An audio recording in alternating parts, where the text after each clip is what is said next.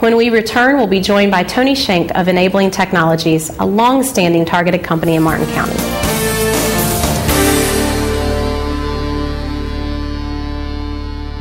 Welcome back to Business Works. This is the part of the show, one of my favorite parts of the show, where we get to feature existing innovative companies in Martin County. My guest today is Tony Schenk with Enabling Technologies in Jensen Beach. Welcome, Tony. Oh, thank you very much, Crystal. It's a pleasure to be here. Well, we appreciate you coming on board, and I want to thank you for the wonderful tour that you and your staff gave me of your facility last week. You all have an amazing product, and I'm so excited to give you the opportunity to talk about it today. Oh, it's a pleasure to be here to discuss what we do, because it's very unusual. We actually manufacture a complete line of products for the blind, and it's a very small market, but we've been doing that here in Martin County for almost 40 years, come January. That's quite a history for a company here in Martin County. How did the business come about? Well, like so many of the companies in our industry, the founders, original founders of the company, had a friend or colleague that was blind, and he happened to be a programmer. I believe they worked for RCA, if I recall, and he had no way of printing out his software listings. And so they came up with a rather clever way to make a teletype machine with its paper punch into a braille output device so he could actually read his programs. And from there, like so many companies, they went out and found some venture capitalists and started the company. Well, we have about 36 employees right now, and we manufacture 16 different models of product, starting with a personal size machine, which we brought one here today, the Romeo Attaché, we call this product, which sells for less than $2,000. Now, that original product we manufactured sold for $17,000 back in the 1970s. So prices have changed quite a bit as technology has improved. And was it portable like the Romeo? No, it was a piece of furniture, literally a piece of furniture. The outer cabinet was made by a cabinet maker and had a Formica finish, and it was about the size of a small refrigerator, actually. So it wasn't something that might have been accessible to every blind person in the country? Not easily. You would need a lot of floor space if you were to use the machine. But it was very high speed. It was used for a lot of different applications, making books, a lot of radio and TV stations who had, particularly radio, who had blind announcers would hook it to the wire services so they could read the news copy that would come in.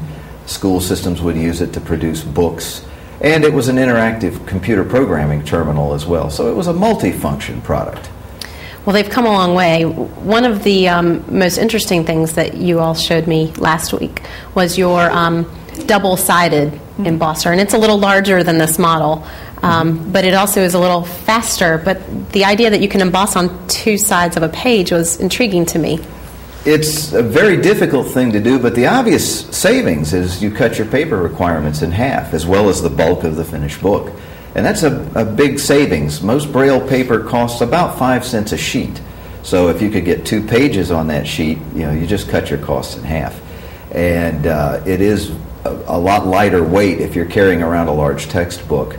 And the Interpoint takes a lot of precision to produce. We're renowned for that in the industry.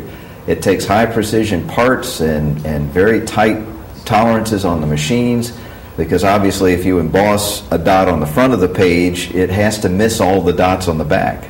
And that's the real trick to doing what's called Interpoint Braille or double-sided Braille. It was so impressive to me. And your largest machine, I think, could do 300 pages a minute. Am I remembering? 300 characters a second. That's about 1,000 pages an hour. Wow. So it's very fast. It will produce 2 pages of Braille in about 10 seconds. Wow. And that's on both sides.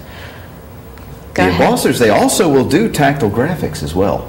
Almost all of our models will do that. What does that mean, tactile graphics? Well, it allows you to do not only print relief letters, so if you have people who are not Braille readers handling the material, you can actually do a banner page in tactile relief that's print characters so they can read what it is. You also can do maps, graphs, drawings, things like that. Particularly useful in the educational market where you're teaching blind children mathematics or science, where they may need to know a geometric shape, for example, or to understand it. And that's a nice mode to have.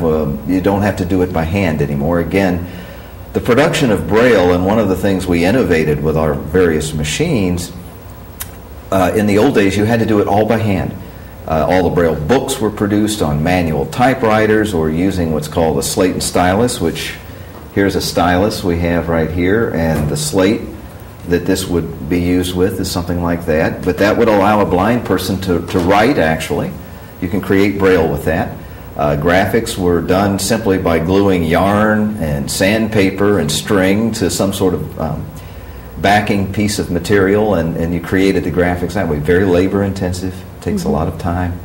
But now that you can do it on a computer and just emboss it along with the regular book, it really has innovated the production of materials. And again, it's added to lowering the cost of producing Braille and Braille materials.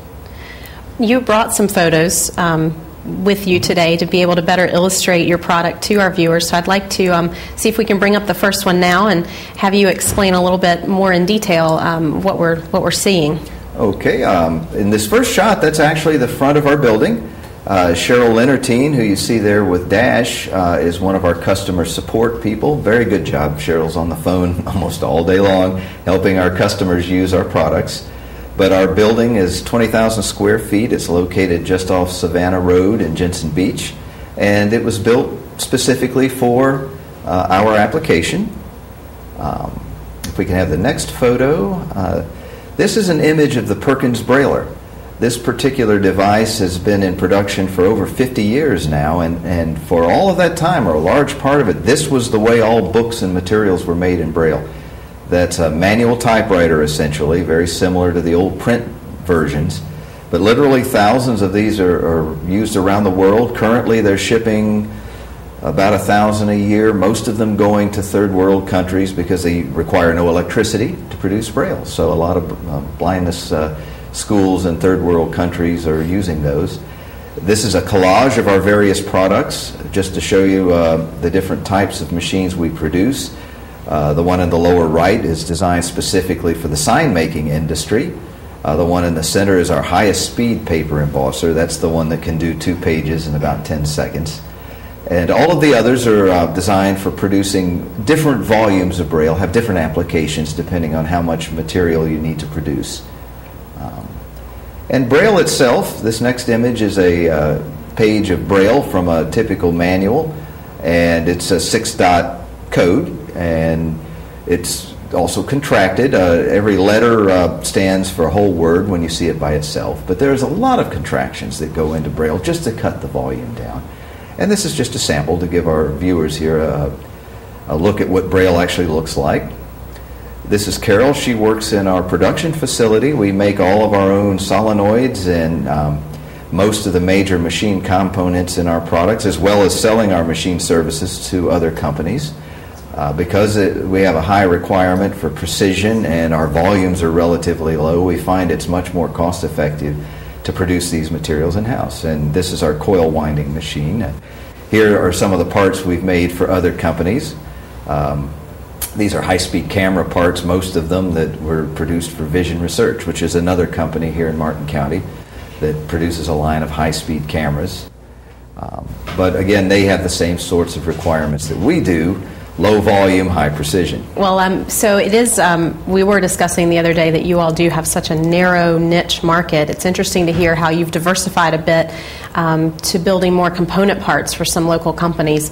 You've mentioned Water Blasting Technologies, which is certainly an up-and-coming company here in Martin County. And it's great to see you all finding some synergy.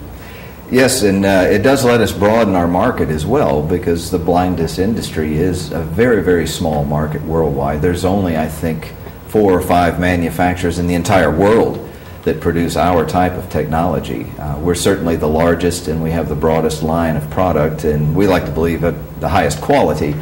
But, you know, out of the blindness market that's there, Braille reading people are only about 10%. The bulk of it are just low vision clients, and they typically don't learn to read Braille.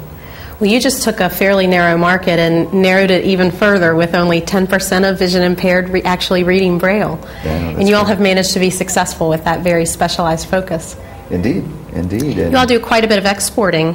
About 45% of our business is export business, and we have machines literally around the world. in almost all major markets, as well as a lot of the third world countries. Typically, our equipment is funded by nonprofit organizations. The purchase of it's funded for third world applications. We have our Juliet machine, which is our most popular braille embosser, interpoint, two-sided machine. That one is, we have one in the rainforests of the Amazon. We have them in the jungles in the Congo and in Ethiopia and literally around the world. Now, the Juliet was just featured on CNN. That's correct. We were very happy about that. The Al-Noor School in Baghdad actually had been the recipient of the Perkins Braillers we showed earlier. They had a large quantity of those were donated by the Perkins Institute, and they also gave them one of our Juliet embossers. And the Juliet can produce in one day what it took them weeks to do by hand.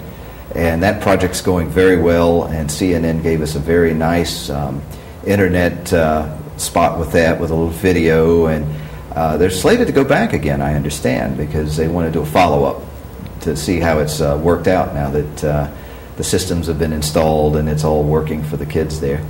Well, it was great to see a Martin County company get such national recognition. I think we oftentimes don't know who's tucked away in the pockets of our community, and so that's one of the reasons that we wanted to bring you on today. And I can't thank you enough for being here and for sharing your product and your story with us. And if folks want to get in touch with you, how can they do that?